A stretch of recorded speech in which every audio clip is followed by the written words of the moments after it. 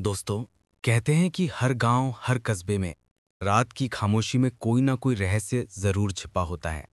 अक्सर इन रहस्यों को छूने की हिम्मत बहुत कम लोग कर पाते हैं, और जो करते हैं उन्हें कभी-कभी अपनी जान से हाथ धोना पड़ता है।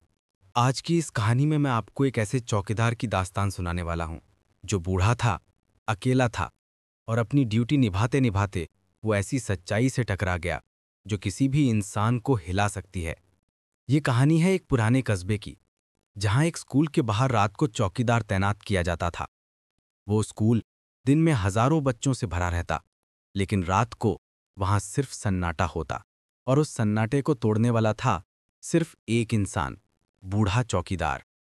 उसका नाम था रामलाल। उम्र लगभग 70 साल, चेहरे पर झुर्रियां, हाथों में पुरानी लाठी और एक टॉर्च। उसका परिवार गांव में था, लेकिन वो कस्बे में रहकर स्कूल की रात की निगरानी करता था। रामलाल अक्सर मजाक में कहता था, अरे भाई, मुझे भूत पिशाच नहीं डराते। मैं इतना बूढ़ा हूं कि मौत से भी दोस्ती कर ली है।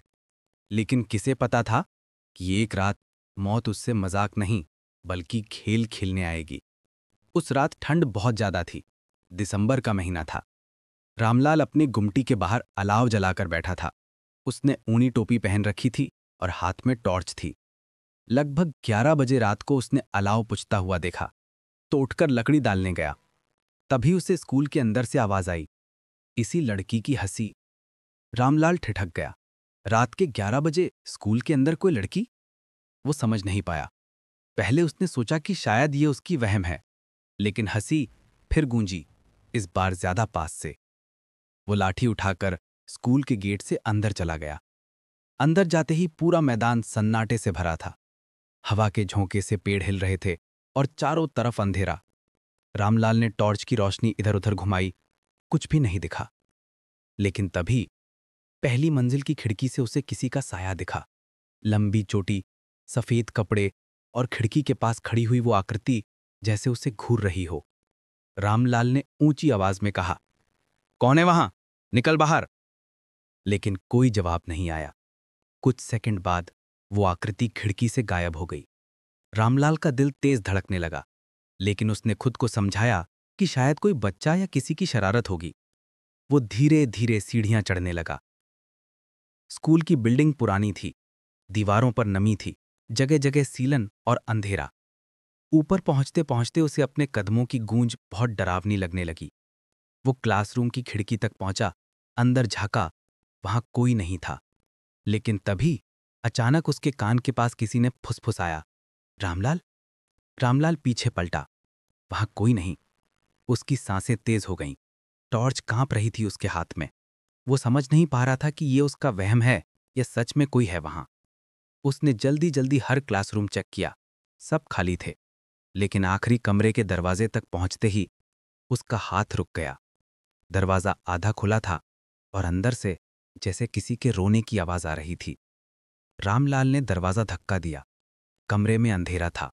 दीवारों पर पुराने पोस्टर लगे थे और बीच में एक टूटी हुई बेंच। बेंच पर बैठी हुई थी एक लड़की, लंबे बाल, चेहरा नीचे झुका हुआ और सफेद ड्रेस में लिपटी हुई। वो आकृति जैसे उसे घूर रही हो। रामलाल ने कांपती आवाज में पूछा, कौन कौन हो तुम? यहां क्या कर रही हो रात में? लड़की ने धीरे धीरे सिर उठाया। उसका चेहरा आधा टॉर्च की रोशनी में आया। चेहरा बेहद पीला, आंखें बिल्कुल काली और होठों पर एक अजीब सी मुस्कान। वो बोली, मैं भी यहीं पढ़ती थी, लेकिन अब कोई मुझे याद नहीं करता। रामलाल का खून सूख गया।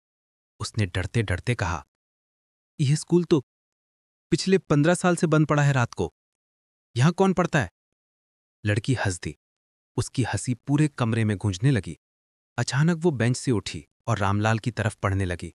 उसके कदमों की आवाज नहीं आ रही थी, जैसे वो जमीन पर चल ही नहीं रही हो। रामलाल ने तुरंत अपनी लाठी उठाई और टॉर्च की रोशनी सीधे उसके चेहरे पर डाल दी। लेकिन जैसे ही रोशनी पड़ी, लड़की गायब हो गई। सिर्फ खाली कमरा और चारों तरफ सन्नाटा। रामलाल का गला सूख गया। उसने जल्दी से कमरे का दरवाजा बंद किया और भागते हुए नीचे उतर आया। गेट पर पहुंचकर उसने गुमटी के पास अलाव फिर से जलाया और वहीं बैठ गया। लेकिन उसका शरीर अब भी कांप रहा था। वो खुद से बड़बड़ाने लगा, नहीं नहीं, ये मेरा वहम था। इतनी ठंड में मुझे भ्रम हो रहा है। लेकिन जैसे ही उसने टॉर्च बंद की, उसे फिर से वो लड़की खड़ी दिखी, गेट के ठीक बाहर। रामलाल चीखते चीखते पीछे हट गया, लेकिन तभी उसे एहसास हुआ कि उसकी टॉर्च अपने आप जल गई है और उसमें से रोशनी नहीं बल्कि धुएं जैसी काली लपटें निकल रही हैं। वो समझ नहीं पा रहा था कि उसके साथ क्या हो रहा है। उस रात की बाकी घड़ियां रामलाल के लिए किसी नर्क से कम नहीं थीं। और दोस्तों, ये तो बस शुरुआत थी। असली डर तो अभी बाकी है। रामलाल की सांसें तेज हो चुकी थी। घुमटी में बैठकर उसने खुद को किसी तरह संभाला, लेकिन उसकी आंखें बार बार गेट की तरफ जा रही थीं। वो लड़की अब भी वहीं खड़ी थी। टॉर्च अपने आप जल बुझ रही थी, जैसे किसी अनजाने हाथ ने उसे पकड़ रखा हो।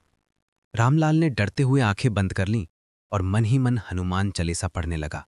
लेकिन तभी उसके कानों में वो आवाज फिर गूंजी, रामलाल, तू क्यों भाग रहा है? तेरी ड्यूटी तो यही है। रामलाल ने अचानक आंखें खोली। गुमटी के सामने वो लड़की खड़ी थी, लेकिन इस बार उसका चेहरा और भी भयानक था। आंखों से खून रिस रहा था और उसका मुंह इतना बड़ा हो गया था मानो किसी को निगल जाएगी। रामलाल ने डर के मारे लाठी उठाई और वार किया, लेकिन लाठी हवा में ही चली गई। लड़की वहीं खड़ी रही, जैसे उसे छुआ ही ना हो। अचानक उसका पूरा शरीर धुंध में बदल गया और वो धुंध रामलाल के चारों तरफ घूमने लगी। रामलाल दम घुटने से जमीन पर गिर पड़ा। उसे लग रहा था कि अब उसका आखिरी वक्त आ गया है। लेकिन तभी धुंध से आती उस लड़की की आवाज ने कहा, मैं मरी थी इसी स्कूल में। सबने मुझे अकेला छोड़ दिया था। अब मेरी यादें यहीं भटकती हैं, और जब तक कोई मेरी मौत का सच नहीं जानता, मैं चैन से नहीं रह सकती। रामलाल ने कांपते हुए पूछा, कह, किसने मारा था तुम्हें? कुछ पल खामोशी रही। फिर धुंध से वही लड़की प्रकट हुई। उसकी आंखों से आंसू बह रहे थे। वो बोली, 15 साल पहले इस स्कूल में मैं पढ़ती थी। मेरा नाम सविता था। हेडमास्टर ने मेरे साथ जबरदस्ती करने की कोशिश की, और जब मैंने विरोध किया तो उसने गला घोंटकर मुझे मार डाला। फिर मेरी लाश को पीछे वाले कुएं में फेंक दिया गया। सबको बताया गया कि मैं भाग गई, लेकिन सच्चाई कभी सामने नहीं आई। रामलाल का रूह कांप उठी। उसका पूरा शरीर पसीने में भीग गया। सफिता आगे बोली, हर रात मैं इस स्कूल में भटकती हूं ताकि कोई मुझे देखे, सुने और मेरी अधूरी बात पूरी करे। रामलाल ने कांपते हुए कहा, मैं क्या कर सकता हूं तेरे लिए? लड़की धीरे से मुस्कुराई और बोली, कुएं में जो मेरी हड्डियां हैं उन्हें बाहर निकालकर ठीक से दफना दो, तभी मुझे मुक्ति मिलेगी, वरना मैं ऐसे ही लोगों को डराती रहूंगी। रामलाल ने हिम्मत जुटाई और अगले दिन सुबह पुलिस को सब कुछ बताया। पहले तो किसी ने उस बूढ़े चौकीदार की बात पर यकीन नहीं किया। सबने सोचा कि वो पागल हो गया है। लेकिन जब पुलिस ने सच में स्कूल के पीछे वाले कुएं की खुदाई करवाई, तो अंदर से हड्डियों का ढेर मिला।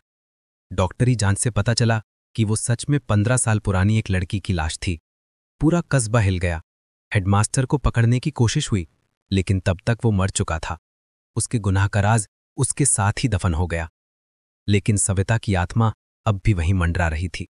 रामलाल ने तय किया कि वो खुद उसकी अंतिम क्रिया करवाएगा। उसने हड्डियां इकट्ठी की, मंत्रोच्चार करवा के उन्हें दफनाया। उस रात पहली बार स्कूल के अंदर सन्नाटा था। कोई परछाई नहीं, कोई आवाज नहीं।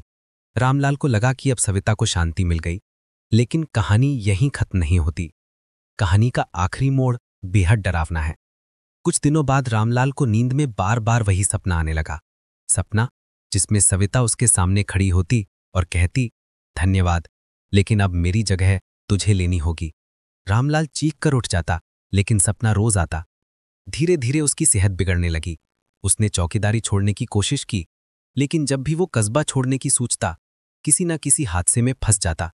लोगों का कहना है कि सविता की आत्मा को शांति तो मिली, लेकिन उसकी मौत का गुनाह इतना बड़ा था कि स्कूल हमेशा के लिए अपवित्र हो गया, और उस अपवित्र जगह का नया रक्षक रामलाल बन गया। कुछ सालों बाद रामलाल की मौत वहीं स्कूल में हुई। कहते हैं आज भी रात को अगर कोई उस स्कूल के पास से गुजरे तो उसे गेट पर एक बूढ़ा चौकीदार दिखता है, लाठी और टॉर्च लिए। वो दूर से देखकर लगता है जैसे बस अपनी ड्यूटी कर रहा हो, लेकिन जैसे ही पास जाओ वो चौकीदार अचानक गायब हो जाता है। लोग कहते हैं कि अब उस स्कूल की रखवाली खुद रामलाल की आत्मा करती है, और उसकी टॉर्च की रोशनी आज भी रात को कभी कभी दूर से चमकती दिखाई देती है। दोस्तों, ये थी बूढ़ा चौकीदार की सच्ची दास्तान। अगर आप भी कभी रात को किसी सुनसान स्कूल या बिल्डिंग के पास से गुजरें तो जरा सावधान रहिएगा। हो सकता है वहां कोई आपको देख रहा हो या फिर आपका नाम धीरे से पुकार रहा हो। अगर ये कहानी आपको डराने में सफल रही तो चैनल को सब्सक्राइब जरूर करें और कमेंट में बताइए कि अगली बार किस तरह की हॉरर स्टोरी आप सुनना चाहेंगे। तब तक के लिए अलविदा।